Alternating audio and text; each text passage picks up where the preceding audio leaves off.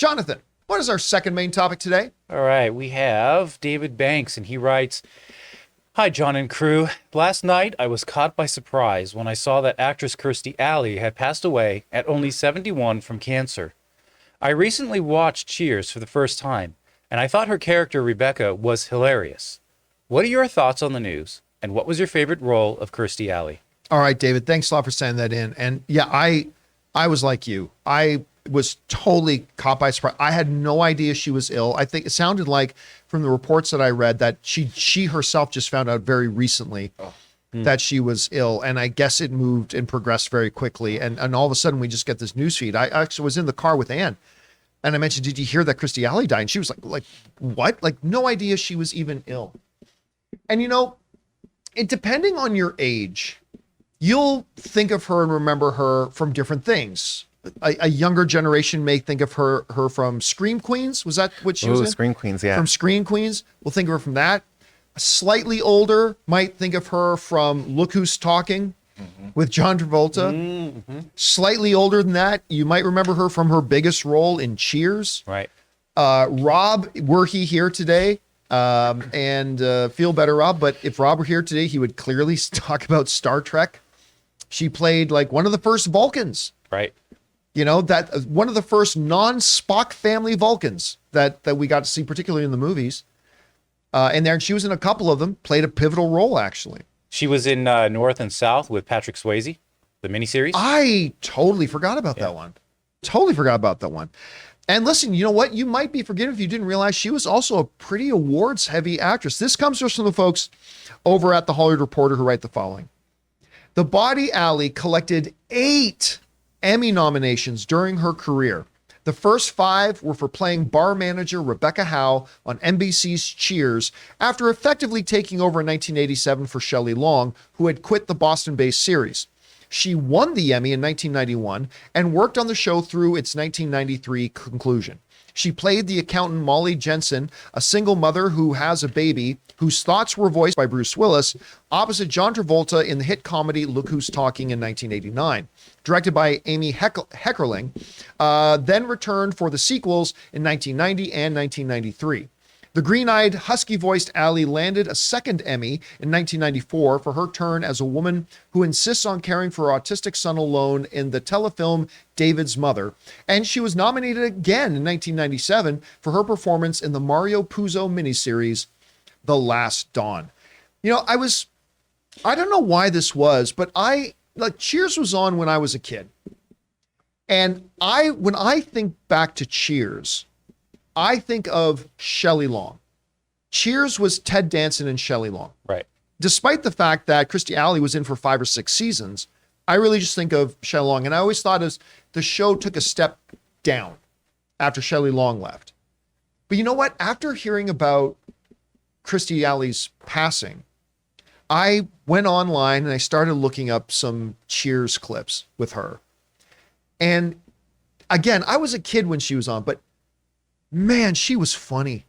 I don't know that she had that same magic chemistry that Shelley Long and Ted Danson had together, but the chemistry that she was able to forge with Ted Danson as the new character on the show was really damn impressive. Especially coming off of Shelley Long leaving. Because that pairing was, like you said, made the show. When you make a massive change like that, you're taking a huge risk on a series. And it worked. That's rare. Take a show like, let's say, go back to Family Ties. Right.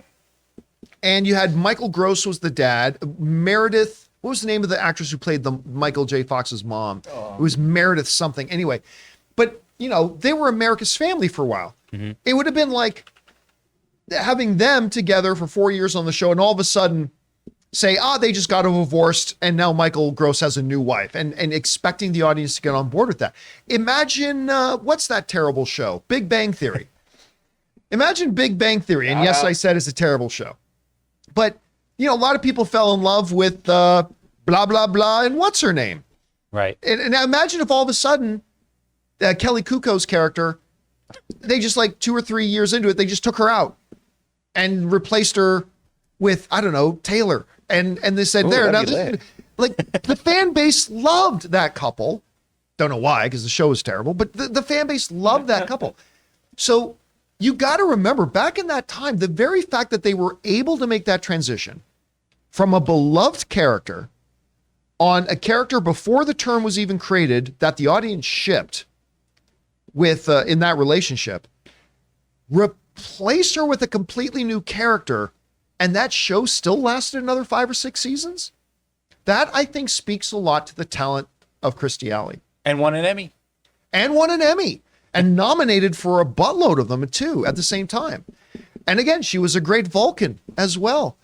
So, I mean, and then of course, you know, Look Who's Talking came around, which revitalized, one of the things that revitalized John Travolta's career. And it's a really, really sad day to hear about her. She was fiercely talented. I don't think she ever got the credit she deserved in life. At any rate, guys, question is for you.